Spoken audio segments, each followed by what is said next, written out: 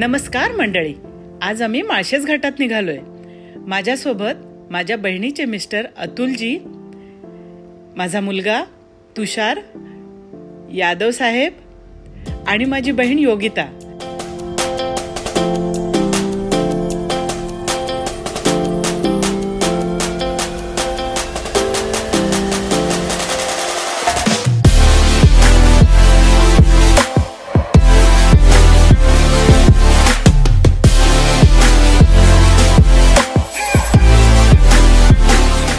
तेवढ्यातच अमेरिकेतून माझी मुलीचा फोन आला. मग काय, मावशी आणि भाची यांच्या मस्त गप्पा सुरू झाल्या. नेहमीप्रमाणे आमच्या भिवंडी बायपास रोडचं ट्रॅफिकमध्येच आम्ही बराच वेळ ताटकळत बसलो होतो.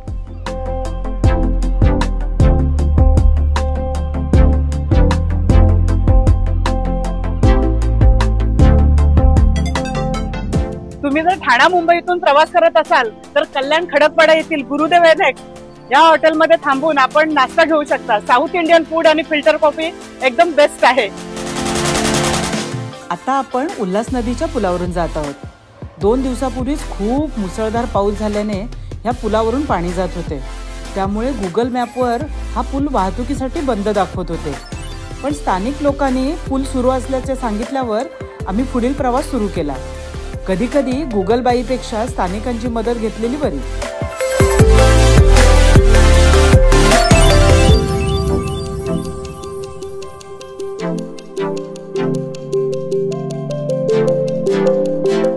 चारी बाजून दिसणारी हिरवीगार झाडे, गार वारा, धुकं पाहिल्यावर आपण माळशेजच्या जवळ पोहोचल्याची जाणीव होते. सह्याद्रीवरून वाहणारे धबधबे मनाला प्रसन्न करतात.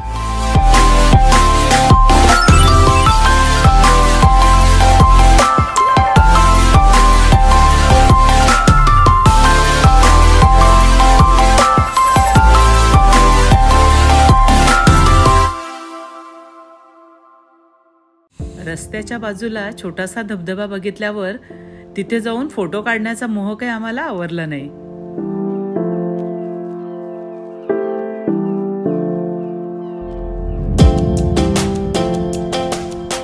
पावसाळ्यात घाटातून जाताना गरमागरम चहा, मॅगी आणि मक्याचा कणीस याची मजा काही औरच असते.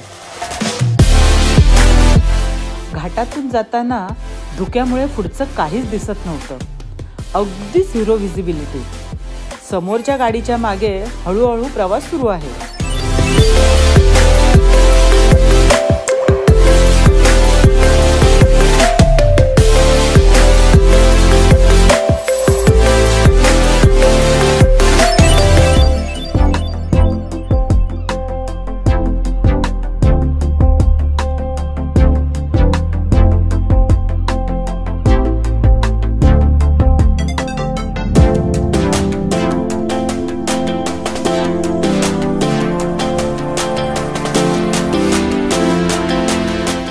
माळशेज घाटाच्या टॉपवर आल्यावर ह्या धबधब्याचे पाणी रस्त्याच्या मधोमध पडतं. काही पर्यटक गाडी साईडला लावून वॉटर पार्क सारखी धबधब्याची मजा घेतात व काही आमच्यासारखी लोक फ्रीमध्ये कार वॉश करून घेतात. आणि हो, काही लोकांनी ह्या लोकेशनला गुगल मॅपवर फ्री कार वॉशिंग पॉइंट असंही टॅग केलेलं आहे. आता आम्ही MTDCच्या माळशेज रिसॉर्टला पोहोचलेलो आहोत. इथे आम्ही 1 डे स्टे करणार आहोत.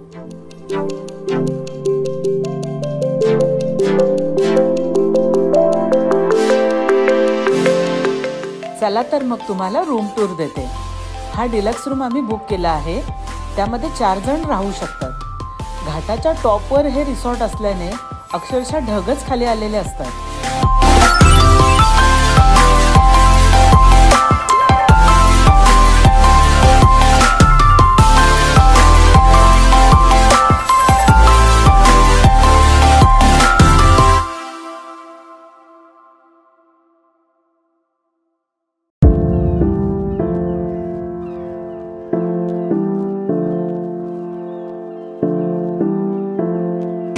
फ्लेमिंगो रेस्टॉरंट माळशेज, इकडे जेवण आणि नाश्त्याची सोय असते.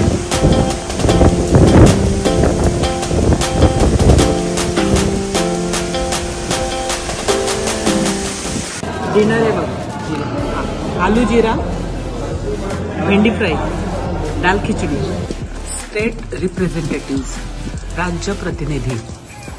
महाराष्ट्र राज्याचा राज्य प्राणी शेकरू. याबाबत किती जणांना माहिती आहे त्यांनी कमेंटमध्ये लिहा. State bird Hariyal. State fruit mango. State flower तामण.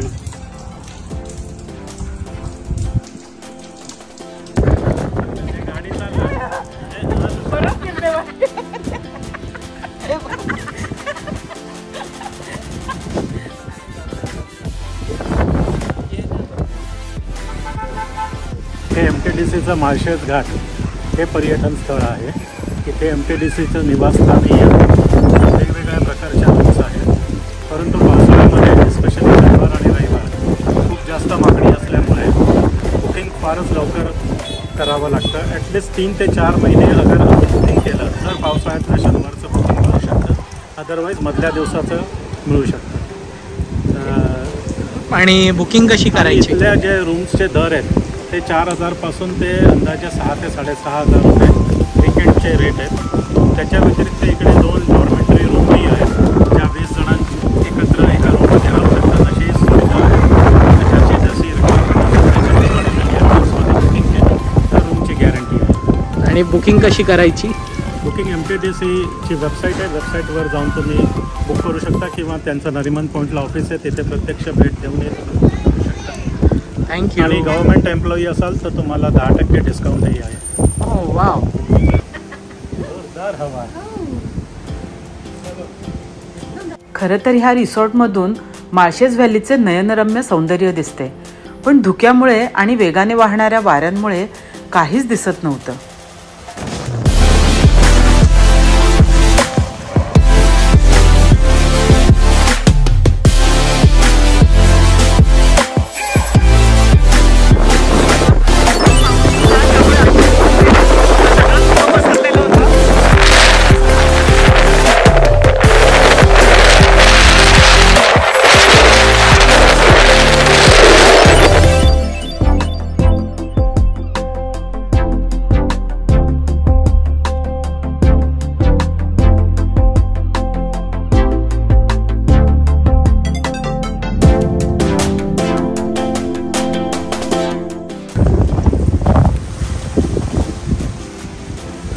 Welcome to MTDC Malshej.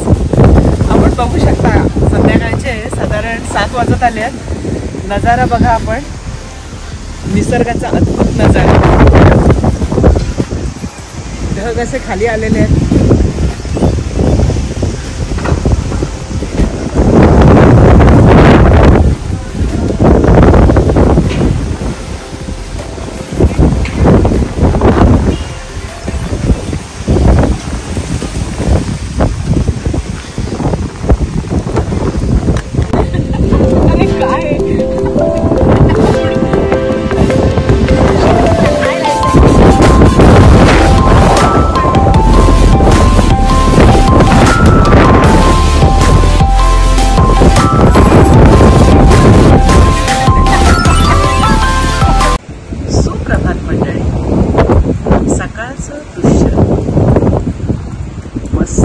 गार वारा सुटला आहे आणि हे ढग सगळे खाली आलेले आहेत, त्यामुळे समोर काहीही दिसत नाहीये.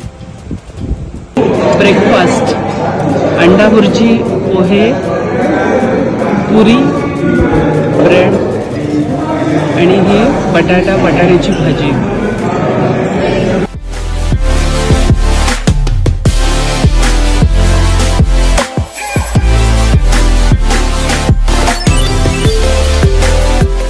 ब्रेकफास्ट करून रिसॉर्टपासून साधारण 2 किलोमीटर अंतरावर असलेले हे पिंपळगाव जोगे धरणाचे बॅकवॉटर बघायला आलोय.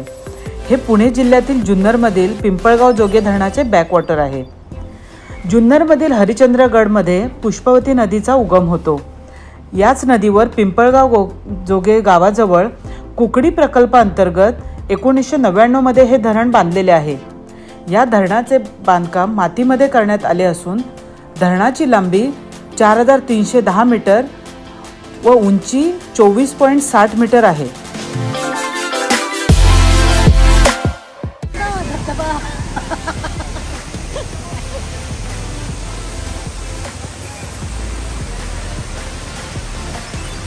कसा वाटला? मस्त आहे, एकदम प्लेझंट.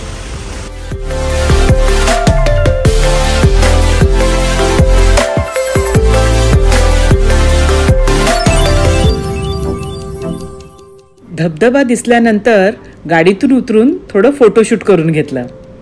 आणि ही एसटीची लाल परी.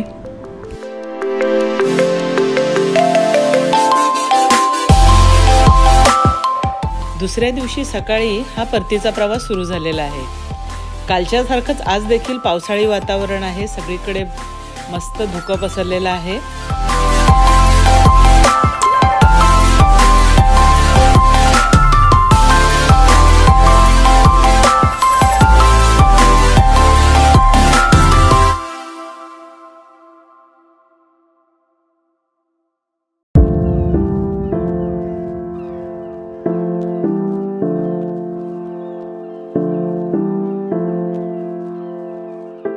माळशेज घाटामधील हे श्री बोगदेश्वर महादेव मंदिर आहे.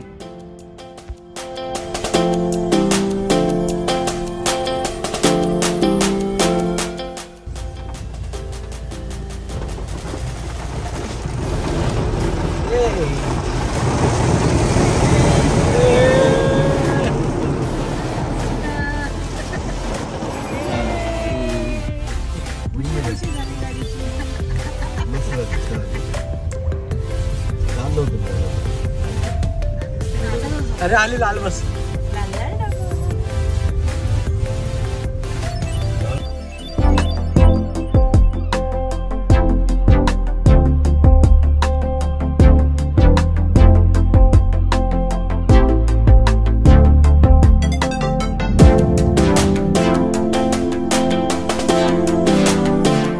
परतीचा प्रवास आम्ही शहापूर किनवली रोडवरून केला. ठाणे जिल्ह्यात आपल्याला एकीकडे शहरीकरण बघायला मिळते, तसेच हिरवाईने नटलेला ग्रामीण भाग देखील दिसतो.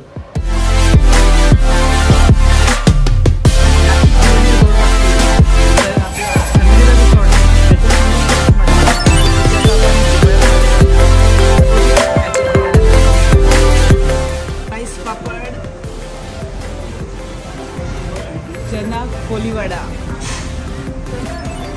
बनवले आणि हे बंजारा कबाब आहे आणि हे चिकन डबल एक्का आणि हे बंजारा कबाब आणि हे लिव्हर पेठा त्यांनी ते ऑइल फ्राय करून दिलेलं आहे.